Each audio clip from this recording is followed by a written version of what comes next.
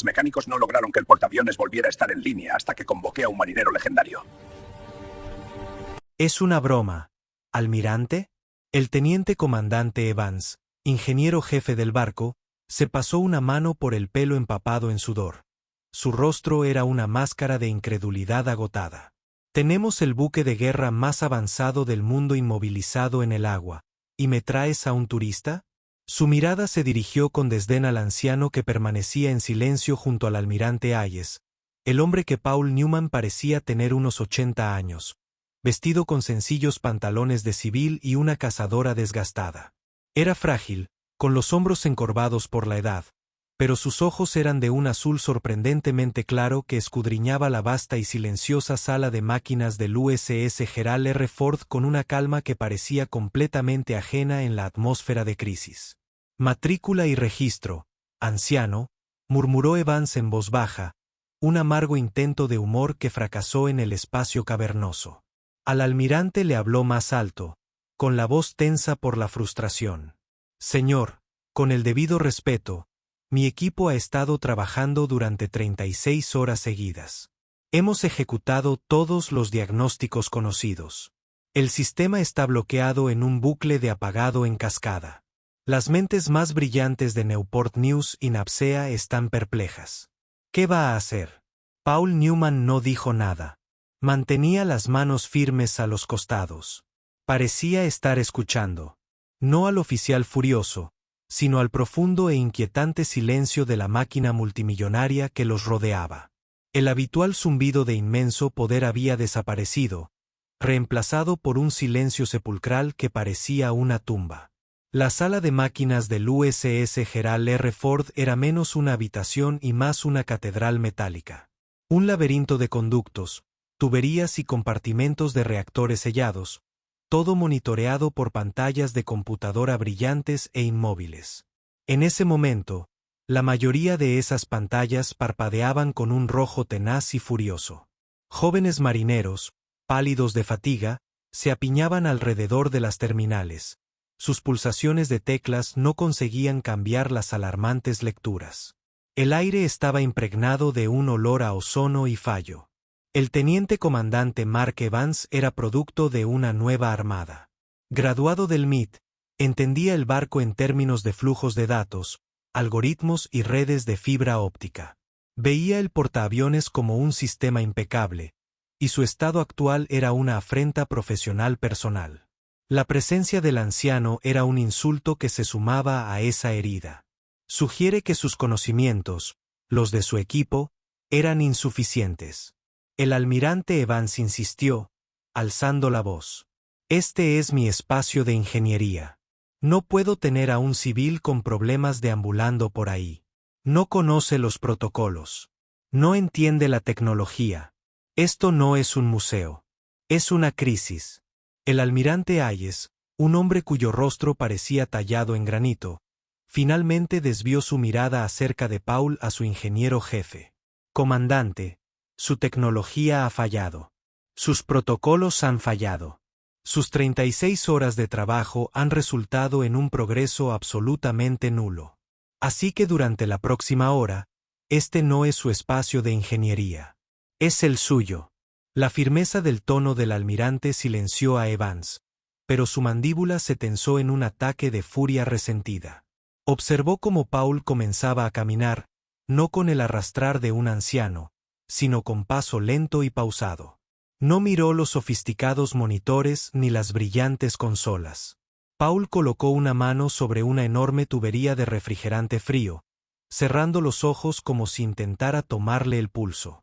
La tripulación intercambió miradas. Algunos de los más jóvenes, apenas salidos de la adolescencia, observaban con una especie de curiosidad morbosa. Los hombres del jefe superior, con décadas de servicio, observaban con una neutralidad cautelosa, con rostros inescrutables. Habían visto suficientes cosas extrañas en sus carreras como para reservar su juicio, pero incluso para ellos esto era inusual. Paul hizo una pausa, con las manos aún sobre la tubería. Giró ligeramente la cabeza. ¿Qué temperatura tiene en el intercambiador de calor secundario?, preguntó con voz ronca pero clara. Evans se burló, incapaz de contenerse. Señaló una pantalla cercana. Ahí está. 42 grados Celsius. Estable. Es irrelevante.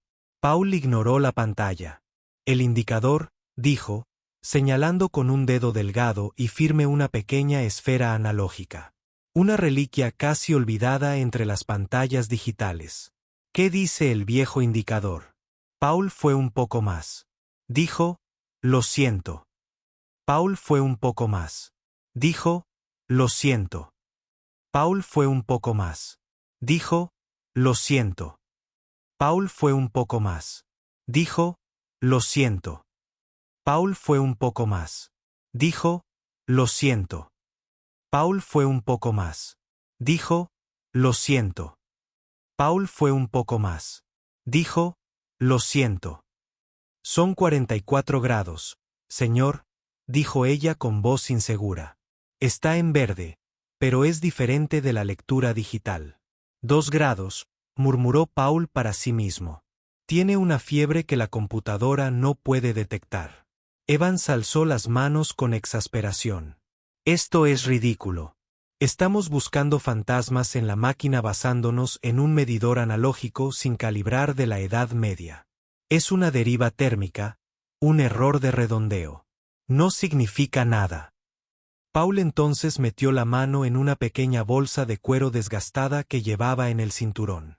Parecía algo que un hombre podría haber llevado a diario durante 50 años. De ella, sacó una herramienta. No era una llave inglesa ni un destornillador. Era una delgada pieza de acero, fresada a medida, con extrañas muescas y un mango con peso. Parecía más bien la llave de una cerradura que ya no existía. ¿Y qué demonios es eso?, se burló Evans, acercándose. ¿Vas a adivinar agua con ella? ¿Qué nos depara el futuro del barco? Mientras Paul sostenía la extraña herramienta, el intenso resplandor de las luces de emergencia parecía deformarse y desvanecerse. Por un fugaz instante, la silenciosa sala de máquinas se llenó de un sonido diferente. El violento chirrido del metal al retorcerse y el rugido del combustible de un avión. Tenía 22 años otra vez, la cara negra de hollín y sudor, los pulmones ardiendo. Estaba en las entrañas del USS Enterprise, rodeado de humo y caos tras una explosión en la cubierta de vuelo. Sonó una alarma. Un estertor de muerte. Una voz, joven y aterrorizada, gritó. «Va a explotar, Pali. Todo el compartimento va a estallar». Estaba de rodillas, forzando esa misma pieza de acero en una caja de conexiones humeante y chispeante, con los nudillos sangrando. «Aguanta», gritó con voz áspera. «Solo dame la maldita oportunidad de escucharla». La herramienta no era una pieza de museo, era una promesa, forjada a fuego. Parpadeó y el recuerdo se desvaneció, dejando solo la fría y estéril realidad de la sala de máquinas del Ford y el rostro petulante y desdeñoso de su ingeniero jefe. La tensión en la sala ahora era algo vivo. El almirante se mantuvo firme como una estatua. Su fe en Paul era una fuerza silenciosa e inamovible, pero todos los demás pendían de un hilo. La carrera del teniente comandante Evans se desmorona, y él estaba decidido a intentarlo. Para los marineros más jóvenes, esta era una extraña escena de teatro naval. Para los jefes mayores, una sensación de inquietud crecía. Empezaban a sentirse testigos de algo profundo, un choque de mundos, y no estaban seguros de qué lado estaban. Fue el suboficial Díaz quien se convirtió en el catalizador. Era nueva en la marina, aún asombrada por la enorme escala del portaaviones. Le habían enseñado a confiar en las computadoras, a seguir los árboles de diagnóstico, a creer en la infalibilidad de la tecnología moderna. Pero también había sido criada por su abuelo, un contramaestre retirado de la marina, que hablaba de los barcos como si fueran criaturas vivientes con temperamentos y temperamentos. En Paul Newman vio reflejada la sabiduría de su abuelo. Ella vio cómo tocaba la nave, cómo la escuchaba. La gota que colmó el vaso llegó cuando Evans, con su orgullo profesional destrozado, se giró hacia los dos maestros de armas que habían estado allí, con aspecto profundamente incómodo. Ya está. Ya basta, declaró Evans, con la voz temblorosa de rabia. Soy el ingeniero jefe de esta nave y ordenó que retiren a este civil de este espacio. Es un riesgo para la seguridad y está obstruyendo una reparación crucial. Maestro de armas, escolta al señor Newman a los aposentos del almirante. Permanecerá confinado allí hasta que esto termine. Los guardias dieron un paso vacilante hacia adelante. Los ojos del almirante se entrecruzan en peligrosas rendijas. Toda la sala contuvo la respiración. Había llegado el momento. El punto de no retorno. Pero Díaz actuó. Mientras los oficiales estaban enfrascados en su enfrentamiento, ella se había escabullido a una terminal de comunicaciones secundaria. Recordó haber oído a Paul Newman dar su nombre y un antiguo número de servicio al ayudante del almirante cuando subió a bordo. Siguiendo una corazonada, una intuición a ciegas inspirada por las historias de mar de su abuelo, accedió al archivo de personal de la Marina.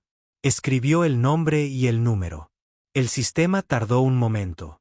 Luego, la pantalla se llenó de datos. Gran parte eran los mismos. La otra persona estaba clasificada, apareciendo como bloques de texto tachados, pero lo que no estaba censurado fue suficiente para helarte la sangre. Suboficial mayor Paul Newman Servicio, 1968 a 1998 auxiliar de maquinista, armador de plancha, USS Enterprise, CVN 65, menciones de servicio notables, medalla de la Armada y el Cuerpo de Marines, heroísmo, incendio en 1969, USS Enterprise, medalla de reconocimiento de la Armada, con V de valor. La lista seguía y seguía. No era solo un marinero, era una pieza fundamental de la Armada nuclear. Ayudó a escribir el libro que Evans no lograba seguir. Las manos de Díaz temblaban al presionar el botón de impresión. Agarrando las hojas de papel calientes, corrió, no hacia el almirante, sino hacia el capitán del barco, quien observaba el drama con expresión profundamente preocupada. Capitán, jadeó, poniéndole los papeles en la mano. Señor, necesita ver esto. Necesita ver quién es. Mientras este drama se desarrollaba en las planchas de cubierta, el almirante Hayes estaba en su propia batalla silenciosa. Se había retirado a un nicho seguro para el teléfono satelital. El enfadado. La voz del almirante de la flota zumbando en su oído desde medio mundo de distancia. Hayes, ¿qué demonios pasa con el Ford? La voz exigió. Tengo un grupo de ataque de portaaviones sentado, ciego y desnudo, en medio del océano. Tu cuello está en la soga por esto. ¿Me entiendes? El almirante Hayes se mantuvo erguido, su voz, la personificación de la calma. Entiendo lo que está en juego, almirante, pero la situación está bajo control. He traído a Paul Newman a bordo. Hubo un repentino silencio sepulcral en la línea. El furioso torrente de palabras cesó. Tras un largo momento, la voz del almirante de la flota regresó, completamente transformada. Era tranquila, vacilante, casi atónita. No te refieres al fantasma del Enterprise, Paul Newman. Lo mismo, confirmó Hayes. Un silbido bajo llegó por el canal seguro. Que Dios ayude a quien se interponga en su camino, dijo el almirante de la flota. La orden sigue en pie. Dale lo que necesite. A partir de ahora, el USS Gerald R. Ford es su barco. De vuelta en la sala de máquinas, ignorante de la conversación que acababa de sellar su destino, el teniente comandante Evans estaba realizando su último movimiento para poner fin a su carrera. Los guardias de seguridad dudaban, mirando del furioso ingeniero al impasible almirante. Evans sintió que su autoridad se desvanecía y redobló sus esfuerzos. Almirante, para que conste, registro esto como insubordinación oficial. Ha comprometido la seguridad de este compartimento y está obstruyendo activamente mis deberes como ingeniero jefe. Haré que se anote en mi informe, dijo con voz peligrosamente aguda. Dirigió su mirada a Paul. Señor, por última vez vendrá con estos hombres. Ahora, Hizo un gesto impaciente a los guardias para que detuvieran al anciano.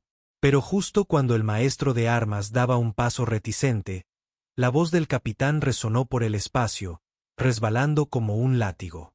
«Comandante Evans, retrase esa orden». Todas las cabezas se volvieron hacia el capitán. Avanzaba a grandes zancadas, apretando en la mano las impresiones de días. Su rostro, que antes era una máscara de estrés, ahora era un retrato de conmoción y profundo respeto. «Seguridad, de pie. Abajo. Retírense y regresen a sus puestos», ordenó el capitán. Los guardias prácticamente se desvivieron por obedecer. No se detuvo hasta estar frente a su ingeniero jefe. «¿Tiene idea de con quién ha estado hablando, comandante?», preguntó en voz baja y temblorosa, con una mezcla de ira y asombro. Le entregó los papeles a Evans. En ese preciso instante, el intercomunicador de toda la nave, el 1MC, cobró vida. El tono de prioridad silenció toda conversación. La voz del oficial ejecutivo de la nave, el XO, se escuchó por los altavoces, nítida y formal, pero con un matiz de asombro. «Mensaje del mando de la flota. Efectivo de inmediato. A todos a bordo del USS Gerald R. Ford. El especialista civil Paul Newman recibirá acceso sin restricciones y autoridad de mando. Sobre todo el personal y los recursos de los sistemas de ingeniería hasta nuevo aviso. Todo el personal le brindará apoyo y asistencia totales e inmediatos según las instrucciones». Fin del mensaje. El silencio que siguió fue absoluto. El cambio de poder fue instantáneo, total y brutal. El teniente comandante Evans miró fijamente. Miró los papeles que tenía en la mano, con el rostro pálido. Miró del texto al anciano, y en ese instante, todo su mundo, construido sobre la arrogancia y la certeza digital, se derrumbó.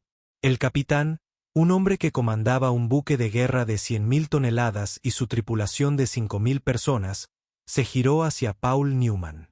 Enderezó los hombros, se alisó el uniforme y levantó la mano en un saludo lento y perfecto, digno de un libro de texto. El gesto estaba lleno de una reverencia que dejó atónitos a los presentes. «Jefe maestro Newman», dijo el capitán con voz clara y resonante en la vasta sala. «Es un honor y un privilegio tenerlo a bordo, señor». Durante un instante, nadie se movió. Entonces, como si se hubiera accionado un interruptor, el oficial ejecutivo, de pie cerca de la consola de mando, se puso firme y saludó. Los jefes superiores, con expresiones de comprensión y profundo respeto en sus rostros, siguieron su ejemplo. Luego los oficiales subalternos, luego los jóvenes marineros, uno por uno. Luego, en una ola, hasta que todos los uniformados de la sala de máquinas. El joven suboficial Díaz, con lágrimas en los ojos, estaba firme, saludando al tranquilo anciano de la cazadora. El único sonido era el suave roce de docenas de mangas almidonadas. Evans se quedó paralizado. El saludo era una condena pública de sus acciones. El capitán, al ver los rostros desconcertados de los tripulantes más jóvenes, decidió que este momento debía ser una lección inolvidable. Retiró los papeles de la mano flácida de Evans. «Para quienes no lo sepan», anunció, su voz resonando en todos los rincones, «déjenme decirles a quien están mirando. El suboficial mayor Paul Newman se alistó en la Marina de los Estados Unidos cuando la mayoría de sus padres ni siquiera habían nacido. Era armador de tablas en el USS Enterprise. Eso significa que formó parte de la tripulación original que dio vida al primer portaaviones nuclear del mundo. Recibió la Medalla de la Marina y el Cuerpo de Marines por su heroísmo durante el incendio de 1969, donde regresó a un compartimento en llamas 3 veces, salvando a 17 marineros de una muerte segura. Él hizo una pausa, dejando que el peso de sus palabras se asimilaba. En 1978, cuando el USS Nimitz sufrió una catastrófica fuga de vapor en el mar, y los supuestos expertos dijeron que estaba averiado, el jefe maestro Newman improvisó una derivación que restableció parcialmente la energía, permitiendo que la nave regresara a casa por sus propios medios. No usó una computadora. Usó sus manos, su cerebro y un trozo de acero. Posee 3 patentes de procedimientos de diagnóstico que siguen siendo la base del software que todos usan hoy.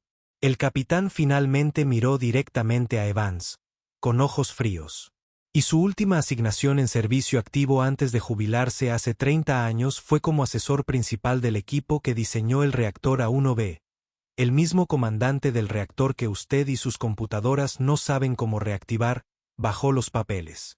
Lo llaman el fantasma de la Enterprise, no por viejo, sino porque conoce el alma de estas naves nucleares mejor que los ingenieros que las construyeron. No necesita leer una pantalla, puede oírle respirar. El almirante Hayes finalmente dio un paso al frente, con la mirada fija en el ahora destrozado teniente comandante Evans. Su voz no era fuerte, pero atravesó el silencio como el bisturí de un cirujano. Estás tan ocupado mirando tus monitores, tan orgulloso de tus algoritmos que olvidaste la variable más importante en cualquier ecuación naval, el corazón humano, dijo el almirante en voz baja. Despediste a un hombre que ha derramado sangre por estos barcos, un hombre que ha olvidado más sobre el flujo de poder a través del acero de lo que tú jamás aprenderás. Viste su edad y su ropa sencilla y lo juzgaste. Viste sabiduría y la llamaste ignorancia. Quedará relevado de tus funciones como ingeniero jefe, comandante. Preséntate ante el XO y espera nuevas órdenes. Evans, completamente destrozado, solo pudo asentir temblorosamente. No podía mirar a Paul. No podía mirar a nadie. Durante todo ese tiempo, Paul Newman había permanecido callado. Ahora finalmente habló, su voz no potente, pero con un inmenso peso. No miró a Evans ni al almirante. Miró a los jóvenes marineros, a Díaz, cuya rapidez mental había sacado a la luz su historia. No está rota, dijo Paul, palmeando la enorme tubería fría a su lado como si fuera el flanco de un caballo de confianza. Solo está asustada. Todos le han estado gritando con sus diagnósticos digitales, ejecutando simulaciones, exigiendo respuestas. Pero nadie la ha escuchado. Volvió sus claros ojos azules hacia Díaz. Ayudante de maquinista. ¿Cómo te llamas? Díaz. Jefe maestro, respondió ella, con la voz ligeramente temblorosa. Díaz, repitió, con una pequeña sonrisa de aprobación en los labios. Buen trabajo. Ahora ven conmigo. Olvídate de la computadora. Trae una llave inglesa pesada y un estetoscopio. Es hora de que escuchemos lo que intenta decirnos. Mientras él y Díaz comenzaban a caminar hacia un rincón tenuemente iluminado y a menudo ignorado de la sala de máquinas, Paul metió la mano en su bolsa de cuero y volvió a sacar la extraña herramienta con forma de llave. Al cerrar los dedos sobre el acero desgastado, otro recuerdo, más cálido esta vez, brilló en su mente. Era un joven suboficial de nuevo, de pie en un taller de máquinas en el Enterprise. Su mentor, un viejo y canoso jefe maestro con manos de cuero, presionaba la herramienta recién mecanizada contra su palma. Las computadoras van y vienen, Pauli, había dicho el viejo jefe, pero cada máquina tiene un corazón, y cada corazón tiene un ritmo. A veces solo necesitas la clave correcta para que recupere el ritmo. Esta encaja con la Enterprise. Quizás si escuchas con atención, también encaje con las que vengan después. Paul y Díaz llegaron a un pequeño y modesto panel cubierto de indicadores analógicos y ruedas de control manual. Era el tipo de estación que a los jóvenes marineros les decían que era obsoleta, una reliquia solo para emergencias. Paul le entregó el estetoscopio a Díaz. Colócalo aquí mismo, le indicó, señalando un punto en una gruesa tubería de transferencia. Y solo escucha. Ella hizo lo que le dijo. Él colocó su propia mano sobre una rueda de válvula cercana. Cerrando los ojos. ¿Lo sientes?, preguntó, con la voz apenas un susurro. Una leve vibración. Un temblor. Está desincronizado con el resto del zumbido de la nave. Tomó su estetoscopio hecho a medida. herramienta y la ajustó a la cabeza de un perno empotrado que parecía no haber sido girado en años. Con precisión de cirujano, le dio un giro minúsculo, menos de medio centímetro. Un suave clic metálico resonó en el silencio. Hizo que Díaz se escuchara de nuevo. Sus ojos se abrieron de par en par. La vibración discordante había desaparecido. Los sensores son demasiado inteligentes para su propio bien, explicó Paul con calma. Detectaron un desequilibrio armónico, una resonancia tan pequeña que ningún humano la percibirá jamás. La computadora lo interpretó como un fallo crítico a punto de ocurrir. Para protegerse, apagó todo. Cumplió su función, pero no distingue entre un peligro real y un fantasma. Extendió la mano y accionó un único interruptor manual grande con mango rojo. Con un golpe seco y satisfactorio, encajó en su lugar.